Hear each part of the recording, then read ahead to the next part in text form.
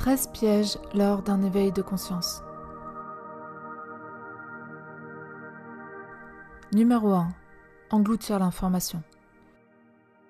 On cherche à comprendre ce que l'on vit, à mettre des mots sur l'inexplicable et on peut se retrouver en overdose de contenus vidéo ou écrits, des contenus qui parfois racontent des choses contradictoires et cela crée davantage de confusion que cela n'apporte de clarté.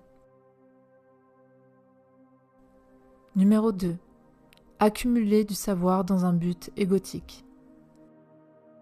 La connaissance vise à nous faire grandir spirituellement, à nous enrichir pour évoluer, mais pas à faire de nous des êtres supérieurs parce que nous savons davantage. Le savoir est une responsabilité, non un pouvoir pour dominer. Numéro 3. Rester dans le mental. L'éveil de conscience ouvre un champ nouveau sur des dimensions subtiles auxquelles nous n'avions pas accès jusqu'à présent. Concevoir que d'autres plans de conscience coexistent peut faire peur, alors, par protection, notre esprit va rationaliser l'expérience vécue. Numéro 4. Développer le syndrome amour et lumière. L'éveil de conscience, c'est bien souvent la phase durant laquelle nous allons ressentir beaucoup plus intensément tout ce que nous vivons. Une plus grande empathie, une plus grande sensibilité de manière générale, et cet amour qui afflue peut nous faire poser sur le monde un regard biaisé. Tout est gentillesse et paix, les conflits sont signes d'immaturité ou de division. Numéro 5. S'enfermer dans du contenu New Age. Suivre les tendances énergétiques, oracles, numérologie, astrologie peut être utile pour naviguer son incarnation, à condition de passer à l'action et de ne pas juste consommer l'information. Multiplier toutes les semaines les visionnages pour finalement rester spectateur n'apporte rien. Cela fait stagner la conscience. Or, toute conscience est censée évoluer. Numéro 6. Attendre d'être sauvé par quelqu'un.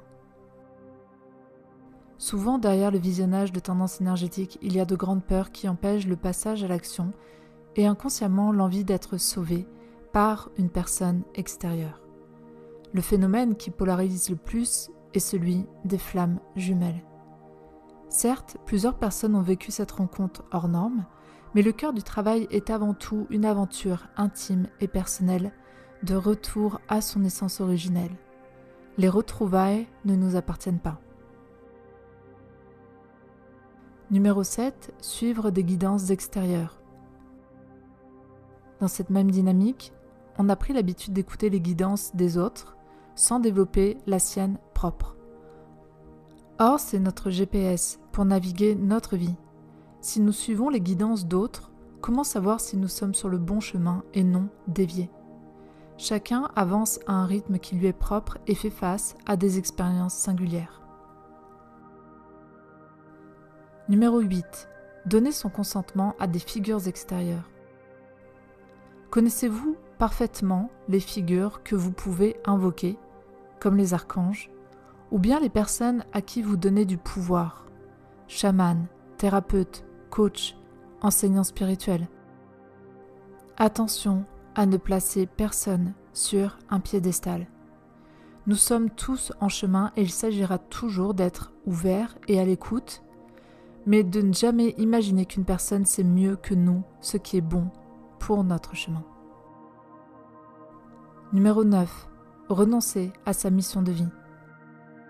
C'est un concept qui a largement trouvé écho dans le milieu spirituel il y a une dizaine d'années et auquel beaucoup ont tourné le dos depuis, faute de trouver cette fameuse mission et de comprendre le contexte global dans lequel s'inscrit cet engagement avant incarnation. J'ai dédié un podcast, le numéro 7, à cette thématique. Numéro 10. Tourner le dos à la société, telle qu'elle existe, et s'isoler du monde moderne. Renouer avec sa nature spirituelle, c'est très souvent renouer avec la nature, le vivant. Nos sociétés de haute technologie, de béton et de matérialisme n'ont plus d'âme. Les personnes en phase d'éveil peuvent rejeter si fortement cela qu'elles décident de rompre totalement avec. Or, l'idée est de faire un pont entre cette société et ce nouveau monde que nous voulons. Numéro 11. Perdre foi en l'humanité. Nos sociétés sont malades, les guerres incessantes et la corruption des élites avérée. L'éveil de conscience rime souvent avec quête de vérité. Dans cette recherche pour comprendre comment on en est arrivé là, les révélations se succèdent et sont de plus en plus sombres. Si nous n'avons pas reconnecté à la lumière en nous, le tableau devient si obscur qu'aucun horizon positif n'est envisageable. Numéro 12. Fuir le réel, car la vie sur Terre est trop difficile. En lien avec ces révélations ou tout simplement le flot d'actualités plombantes voire terrifiantes, fuir la réalité par différents dérivatifs devient le seul échappatoire pour survivre ici-bas. Ce peut être par des sorties, des séries, des films, mais aussi des jeux vidéo. La création d'univers virtuels parallèles tend les bras à tous ceux qui n'auront pas su trouver l'ancrage nécessaire et recontacter la beauté du vivant. Numéro 13. Négliger son corps. Considérer que seul l'esprit est important lors d'un éveil de conscience, c'est se fourvoyer. Car en vérité, c'est tout l'inverse.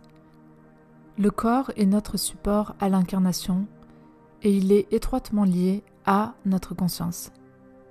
Plus nous le purifions en éliminant toxines et parasites, en s'assurant de lui apporter tous les nutriments nécessaires, en favorisant l'activité physique, plus nous pouvons donner le contrôle de notre existence à notre conscience supérieure, la plus haute émanation de nous-mêmes.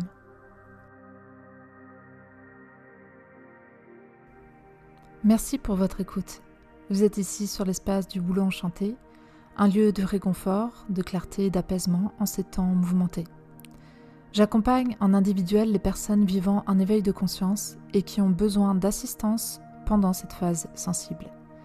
Vous trouverez toutes les informations concernant cet accompagnement dans la description, ainsi que le lien vers la version écrite de cet audio. Recevez mes sincères bénédictions et à bientôt.